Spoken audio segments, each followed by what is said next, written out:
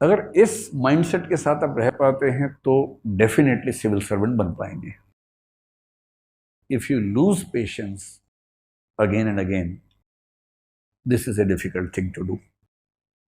तो मैं कल बच्चों से कह रहा था कि कुछ लोगों का मोटिवेशन कैसा होता है, ऐसा चलता रहता है, फिर एक दिन शूट करता है ऐसे, और 2-3 दिन होते हैं तो फिर ऐसे आ जाता है, फिर ऐसे ऐसे चलता है, फिर पड़ोसी गांव में कोई आईएएस बनता है, फिर ऐसे शूट करता है, फिर ऐसे नीचे आता है। ये 3 से 4 दिन का ड्यूरेशन है इसके बीच में, 4 दिन लगते हैं वापस आने में। तो अगर आप इस तरह के व्यक्ति हैं, ऐसे ऐसे हैं, फिर एक दिन डिप्रेशन में चले गए तो ऐसे हो गया। अगर आपका दिमाग इस तरह का है तो मुश्किल है। For being a civil servant you need to have stable mind which has a lot of patience, which has a lot of sustained motivation. जो मोटिवेशन बाहर खोज रहे हैं उनके लिए मुश्किल है आईएएस बनना। आपको समझना पड़ेगा कि मोटिवेशन दरअसल एक उम्र के बाद खुद खोजना पड़ता है, अपने अंदर से तलाशना पड़ता है। कोई इतनी फुर्सत में नहीं है कि आपको बार बार मोटिवेट करेगा। होना ये चाहिए कि आप खुद को और आसपास 5-10 लोगों को मोटिवेट कर लेते हो।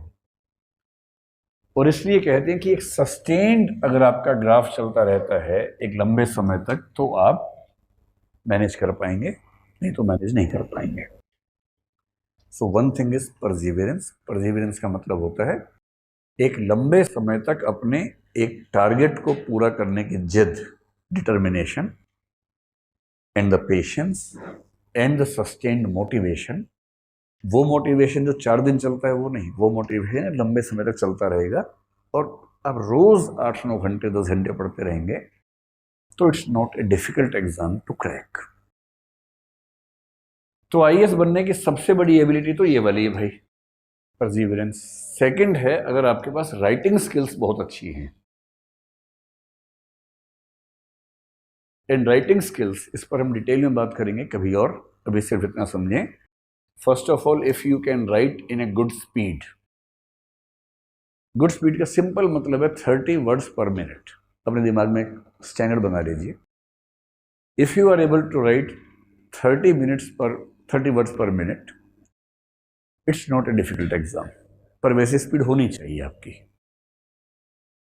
along with a beautiful handwriting, along with drawing skills which include making maps and diagrams. आजकल जो आईएएस का मेन एग्जाम है that is more about drawing and less about knowing deep answers. पढ़ाई की सरप्राइजिंगली इस एग्जाम में value बहुत ज़्यादा नहीं है, ऐसा नहीं कि नहीं है। आपको 1.5-2 साल पढ़ना है, बहुत वैल्यू है। But if you see in totality, if someone is getting success, जैसे उन भैया ने पूछा कि कुछ लोग पहली बार में क्रैक कर जाते हैं, कुछ का नहीं होता है। रुको रुको रुको, आपका भी यही सवाल है? हाँ बताइए। आफ्टर सिलेक्शन आपकी चॉइस है कि आप पढ़े या ना पढ़े। जैसे आप मसूरी जाएंगे ट्रेनिंग पे, तो मसूरी में एग्जाम्स होते हैं, बहुत सारे पास करने होते हैं। तो जनरल ट्रेंड ये है कि जो बच्चे यहाँ ही इसमें टॉप करते हैं वहाँ फेल हो जाते हैं, क्योंकि वहाँ कंपल्शन नहीं है, कोई ऐसा मोटिवेशन नहीं है कि आप एग्ज़ाम को पास करें। बस ये कि पास करना पड़ता है फाइनली। वहाँ कोई नहीं पढ़ना चाहता है, वहाँ सब मौज में रहते हैं एकदम। डे 1 से ही प्रोग्राम शुरू हो जाता है वहाँ पर। बीच में तो सरकार ने शायद वहीं एक पब भी खुलवा दिया था एकेडमी के अंदर ही, फिर बंद करना पड़ा, अब बाहर जाना पड़ता है उन लोगों को। वहाँ दिन भर प्रोग्राम चलता रहता है, मतलब पढ़ाई तो होती ही है, ट्रेनिंग भी होती है, पर वहाँ सीरियसनेस बहुत कम रहती है, जैसा मैं जानता हूँ, जितना मैं जानता हूँ। अब उनके सामने क्राइसिस क्या होता है कि यूपीएससी ने देश भर में से चुन के कुछ लोग भेजे जो वहाँ जाके फेल हो गए।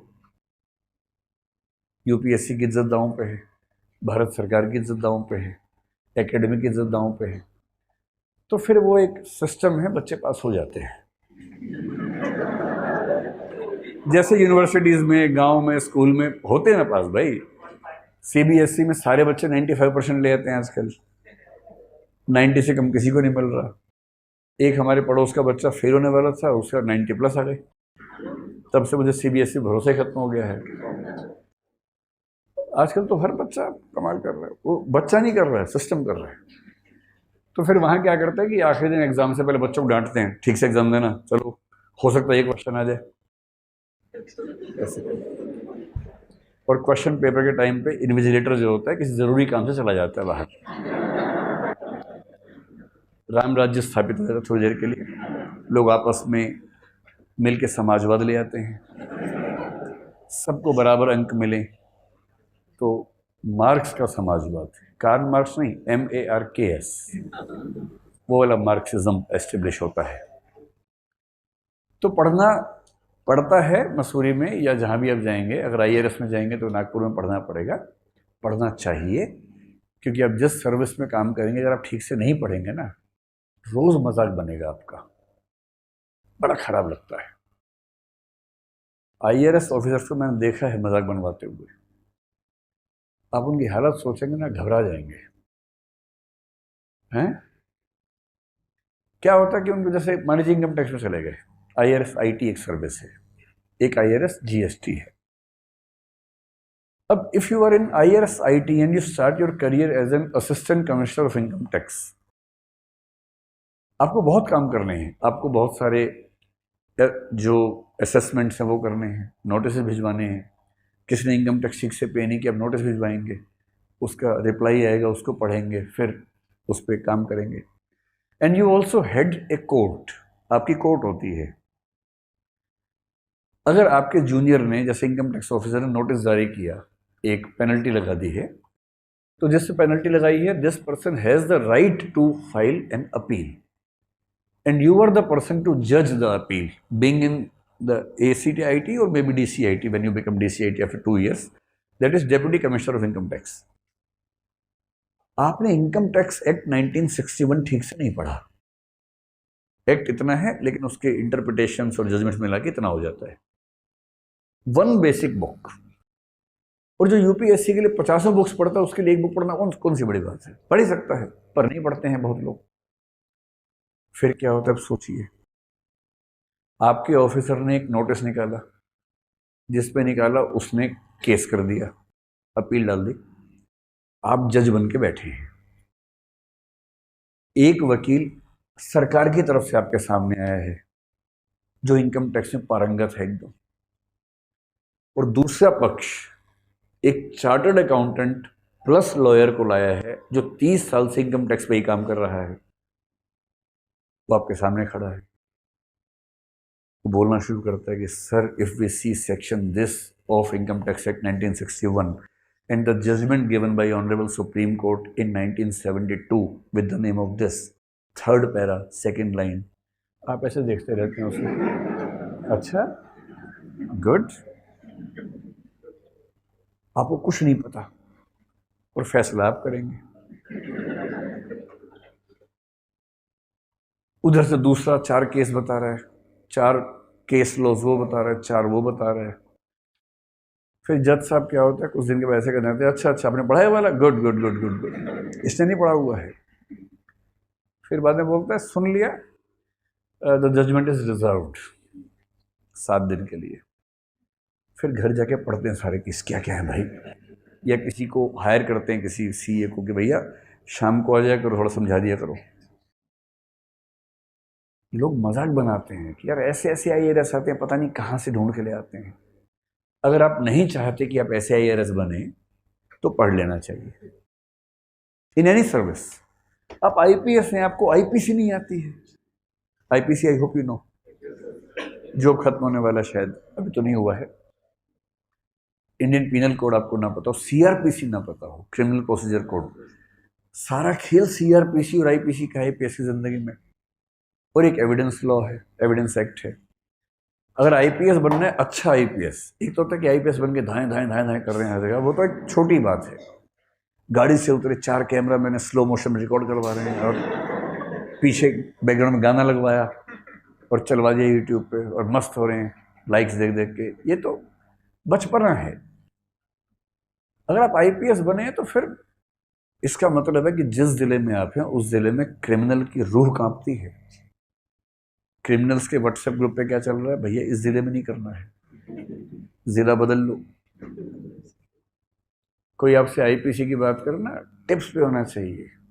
कोई बोले सर IPS सेक्शन 380 में जो सेकंड क्लोज उसमें ये आप कहेंगे, थर्ड भी पढ़ लेते, थर्ड क्लॉज में ये भी तो लिखा है, and that is provided in context of clause 3 you have to interpret clause 2। वकील को घबराना चाहिए आपसे आईपीसी के मामले में, सीआरपीसी के मामले में।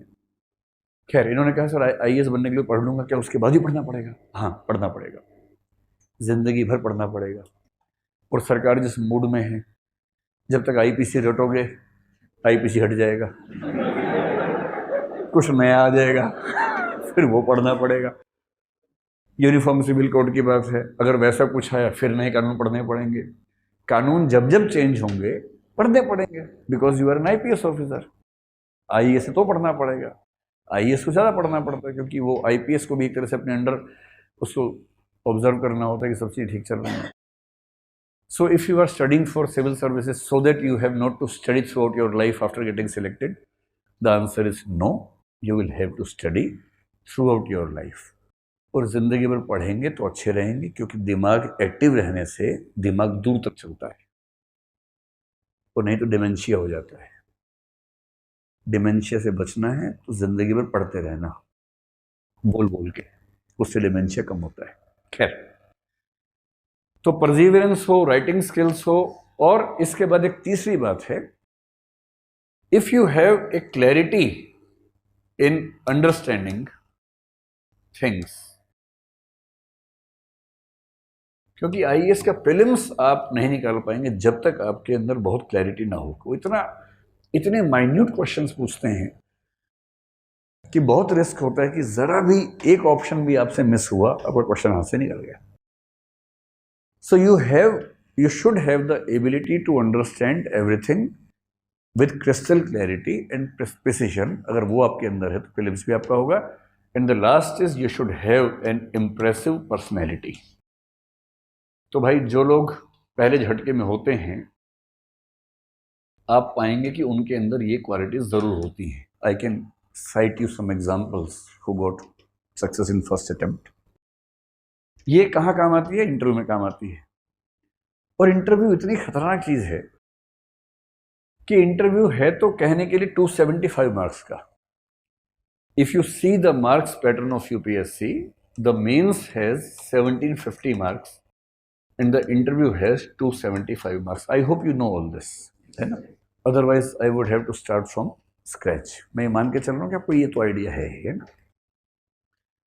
पर जिनका मेंस होता है, अगर आप उनमें देखेंगे तो उनमें जो रेंज है उसका बहुत फर्क नहीं है।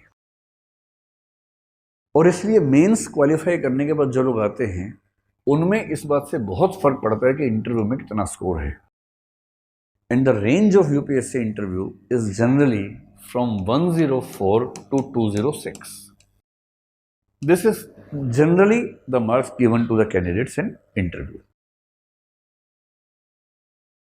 बहुत सरप्राइजिंग आपको लगेगा कि अगर आप मेंस क्वालिफाई कर लें पर मेंस में सबसे नीचे हैं, आपको 200 नंबर चाहिए फाइनल सिलेक्शन आखिरी रैंक पे आने के लिए। अगर आप मेंस के टॉपर हैं और इंटरव्यू में 104 नंबर मिल गए तो बहुत खराब रैंक पे सिलेक्शन होगा तो होगा, वरना सिलेक्शन होगा ही नहीं, even if you are the topper of the main examination. And that is why we say mains can decide your success in civil services, but which service you will finally get and what rank will you achieve is decided by the interview. मैंने ऐसे कितने cases देखे हैं, आपको मैं गिनवाऊंगा तो शाम हो जाएगी गिनवाते गिनवाते, पहली बार में, और उस बच्चे को खुद ये लग रहा है कि मेरा नहीं हो पाएगा।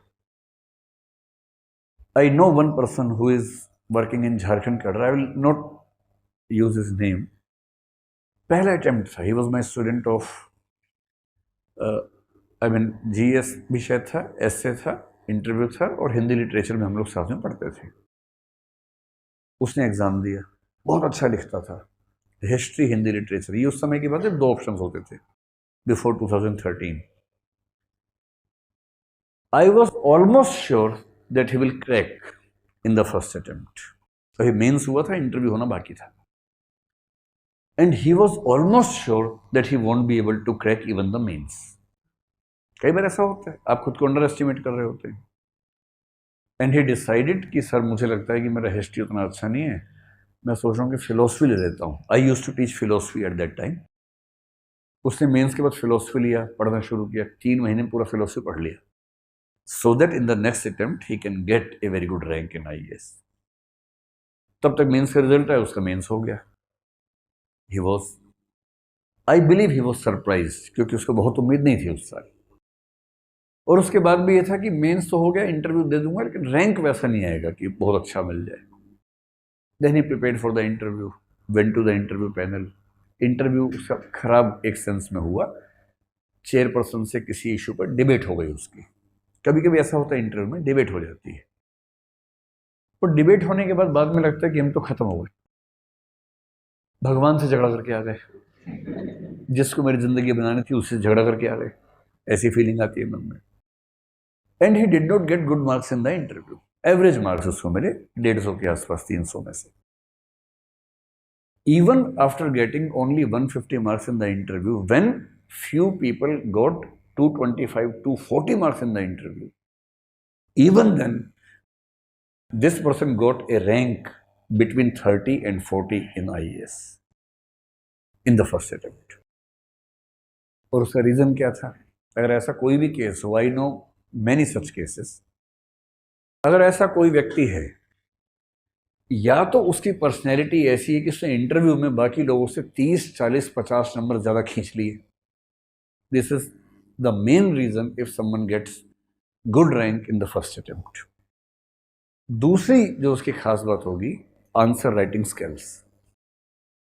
If you have a beautiful hand writing with a good speed and you can present your answer in a beautiful manner using maps and diagrams etcetera etcetera, इतना डिफरेंस आ जाता है।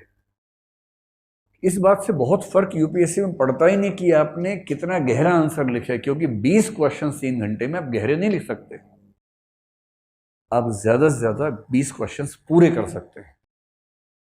And if you have A good speed and you can make diagrams etcetera, maps etcetera, you can use all the space of the answers and you can complete all the questions. And as soon as you complete all the questions of mains in all 4 GS papers, 2 optional, 1 essay, I can assure you that you stand 80 to 90% chances of qualifying mains just because you have been able to complete all your answers. भाषा को लेके ठीक है, कोई दिक्कत तो नहीं आ रही है ना? So this is the set of abilities. अब इसमें आप देखिए कि आपके अंदर क्या है, और मैंने देखा है कि बहुत लोग जहां मार खाते हैं उनके अंदर ये चीज़ नहीं होती है, उछलते हैं, 4 दिन पढ़ते हैं, फिर चले जाते हैं। नहीं, 1-2 साल तक आपको लगातार मेहनत करनी है। अगर वो आपके अंदर बात है तो रास्ता सही है, नहीं तो मैं सजेस्ट नहीं करूंगा कि आप इस रास्ते पर चलें। देखिए, सेकंड क्वेश्चन आपका जो है, age to start. Yes, you are excused. Okay, बताइए क्या क्वेश्चन है हैंड राइटिंग पे?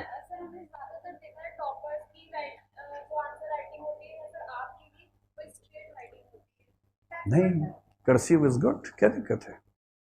हैंड राइटिंग मेरी तो बहुत ही खराब है, बोर्ड पे फिर भी पढ़ी जा रही है, वरना मैं जो कागज पे लिखता हूँ लोग मानते हैं कि सिंधु घाटी की लिपि फिर वापस आ गई है, विच इज अनरीडेबल, इलेजिबल। पहले मेरी हैंड राइटिंग बड़ी अच्छी थी एक ज़माने में, बचपन में, फिर खराब होती गई।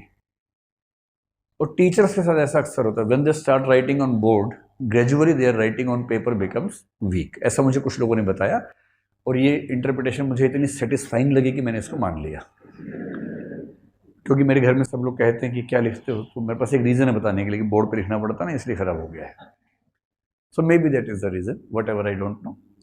तो मैं आपको एक सेंटेंस में बता दूँ, हमने ऐसा, आपको बड़ा आश्चर्य होगा, हमने कई बार अपने टीचर्स के साथ एक्सपेरिमेंट किया, उनको बिना बताए, ये चेक करने के लिए कि हैंड राइटिंग से कितना फर्क पड़ता है ना?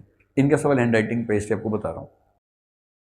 देखिए, दुनिया में क्या होता है कि एक आदमी ने कुछ कहा, सब उसको फॉलो कर रहे हैं, सच में नहीं पता होता करना क्या है और स्ट्रेटेजी क्या होती है। जैसे आज के समय में कोई पॉलिटिक्स में जाना चाहे तो उसको जनता की नब्ज पहचानने से ज़्यादा सोशल मीडिया के एनालिटिक्स को समझने की क्षमता चाहिए। उसके बिना आप नहीं लड़ पाएंगे तकनीक के साथ, समझना पड़ेगा। तो कबीरदास ने बड़ी सही लाइन कही थी कि चलन चलन सब लोग कहत हैं, ना जाने बैकुंठ कहाँ है। कि सब कह रहे हैं चलो चलो बैकुंठ चलो, बैकुंठ चलो, पता किसी को है नहीं कहाँ जाना है। So you need to know the right path. अब हैंड राइटिंग की बात है तो मैं आपको एक सिंपल एग्जांपल देके समझाता हूँ। I gave this example yesterday as well. फिर एज पर आते हैं। हमने कई बार एक्सपेरिमेंट किया कि एक answer exactly same 3 handwritings में लिखवाया, एक बहुत सुंदर, एक एवरेज, एक खराब। Same answer without even the change of a comma और full stop. And we gave the 3 answers to one teacher, not on the same day, with a gap of 2 days each, ताकि उनको ना पता लगे कि एक खेल खेला गया उनके साथ।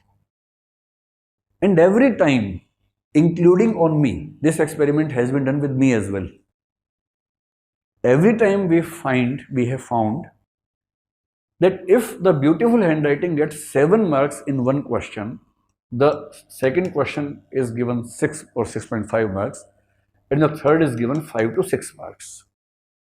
If the answer is very good, out of 12.5. तो हमने क्या किया कि जो लीस्ट डिफरेंस है वो काउंट किया। लेट अस अज्यूम 7, 6.5 और 6 3 हैंड राइटिंग में मिल सकता है। जिसकी हैंड राइटिंग खराब है, आपको मेरी बात कड़वी लगेगी, पर मैं आपसे कहना चाह रहा हूं कि या तो तैयारी छोड़ दीजिए या हैंड राइटिंग अच्छी कर लीजिए। मैं बहुत क्लियरली आपसे कह रहा हूं। It's almost impossible to be an IAS officer with a poor hand writing.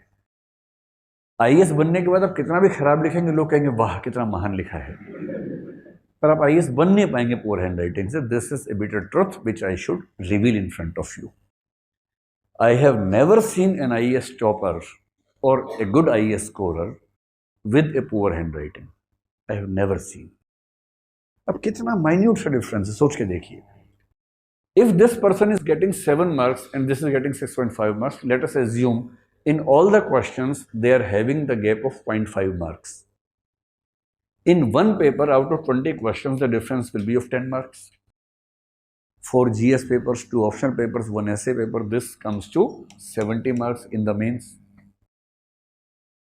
And you will be surprised, if you want to be an IAS officer from general category, 75 is the last rank. IAS, general category. And for being a civil servant from general category, 600 is the last rank.